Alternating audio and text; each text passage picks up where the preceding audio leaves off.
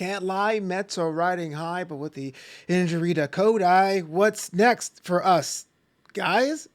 What's going on? Lobo Boys here. You're locked into Mets Digest, your one-stop shop for Mets content all around the world. And thank you so much for making this little channel that could one of the more premier channels on the interwebs. Your support is definitely appreciated, but we want you to hit that subscribe button. You know what I'm saying? Look, we're a small channel. We're trying to grow. You guys are the OGs already. Thank you so much if you already hit that subscribe button. But if you're watching the content, if you're in that not subscribe bar, what are you doing? Hit that subscribe and let us know what you think about the channel. Yo, so like I said, I'm feeling pretty good being a Mets fan. I know you guys are as well. Everyone is clicking. The hits, the bats, the scores, the runs. We love it all. The pitching needs some work, but we got some reinforcements on the way. But that said, we have a little bit of a snafu. Kodai Senga came back to the mound on Friday after not really having the best showing in Syracuse, Salt City, baby. But then again, really showed out against the Braves, a Braves team that had the number one wild card position until they got to us. Charlie Morton tried as he could, but really wasn't effective enough. But the story was about the purveyor of the Ghost Fork, going about 75 plus pitches, struck out 9 batters in 5.1 innings of work. That's the kind of production we needed. That's the kind of production we craved because frankly, we needed more people to go the distance, making 5 easy to get 6 and 7. But in that 6th inning, tragedy struck. Routine fielding play. I just can't even look at it. It looked like it was going to be an easy play, but our boy Kodai went down. Looked like it was going to be calf strains, getting the MRI today. And it's going to be out basically a couple weeks to a month in severe cases. And so that means at the end of it all, he won't be available for his next start. Okay, what do? Is the sky falling down? No, but what an unfortunate situation, right? The hush over the crowd was definitely one I didn't want to experience again. Having someone come back, fight back. I mean, this guy was shut down the first week of spring training to get himself available for the top half of the season. Wasn't there in time. Waited right after the All-Star break. First time on the mound, did a fantastic job. I mean, SNY was going nuts. There was Ghost Fork graphics on every strikeout. It was amazing to see, but ultimately it ends like this. And I, for one, was like, oh man, here's the Mets curse, right? Here is the Mets curse coming at us one more time. Well, it could have been a lot worse, judging by what we're gathered here on the news desk. It could have been an Achilles thing. It's not that. It seems to be a calf strain, and that is okay, which means the best possible scenario. It could be a victim of overuse. It could be a victim of going longer than we needed to. It just could have been just a hot, humid day over there in Queens, and that was the cause of it. But that does give me just a little bit of pause, right?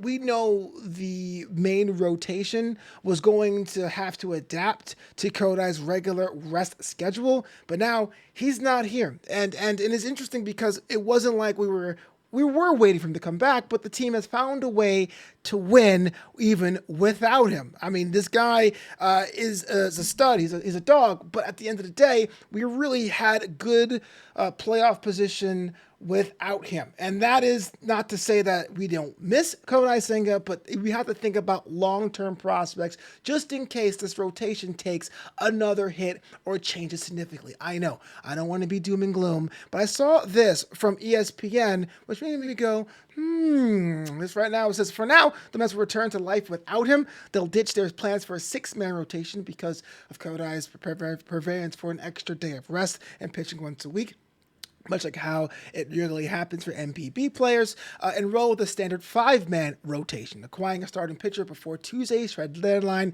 isn't out of the realm of possibility. That last line is the one that got me thinking this morning here, Digestins, Metropolitans. Tuesday's trade deadline isn't out of the realm of possibility for a new starter. Look, we love Quintana. We love Sevy.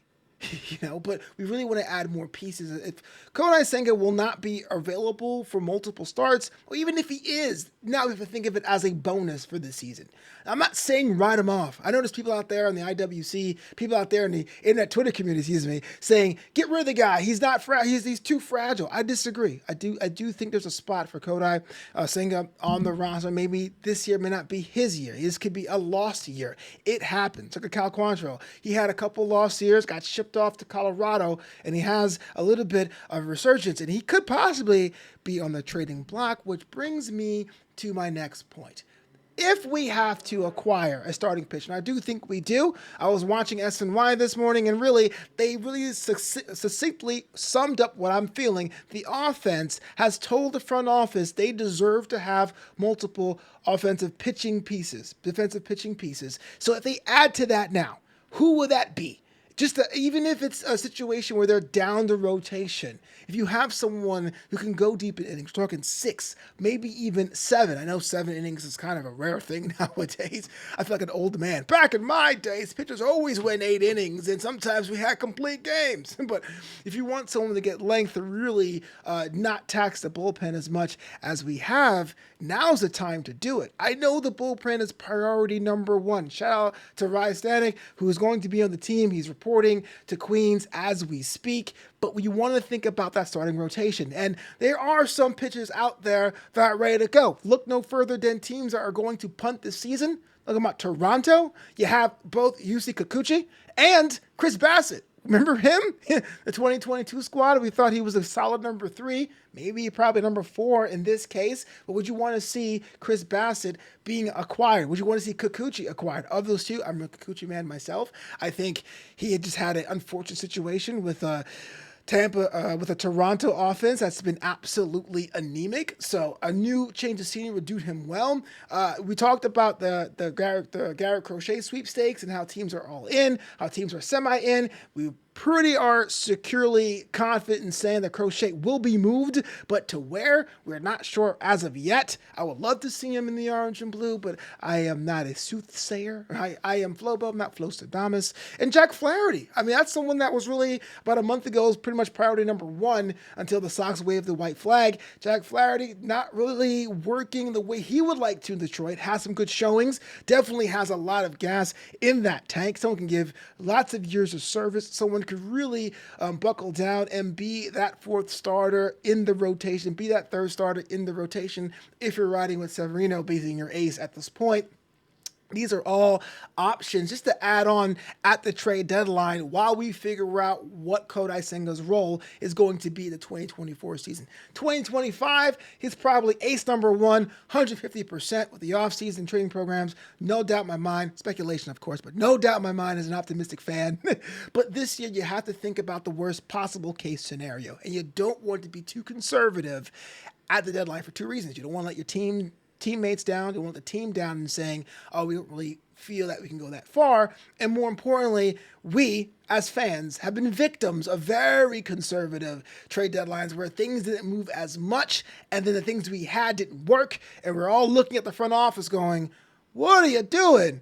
I, for one, think that Darren Ruff will always be used as this example, but I just wanted to say it was an unfortunate situation for everyone involved. Kodai Senga is going to be down. We don't know the exact time. Of course, when it comes down to physical recovery, there's physical recovery and then psychological recovery, and then there's the idea of going back into the team rotation while we're getting late into the season. So who would you do? Who would you acquire if you had the pen? If you were the GM of the Mets right now, if you were the president of baseball operations right now for the Metropolitans, who would you go out and get? Let me know in the comments below. And thank you so much for making to the end of the video. If you haven't already, hit that subscribe button. Mike D'Angelo and myself are doing big things here at Mets Digest, a part of Digest Media. We want your help. We need your help. We need your support. It means the world to us. Until next time, we'll catch you later.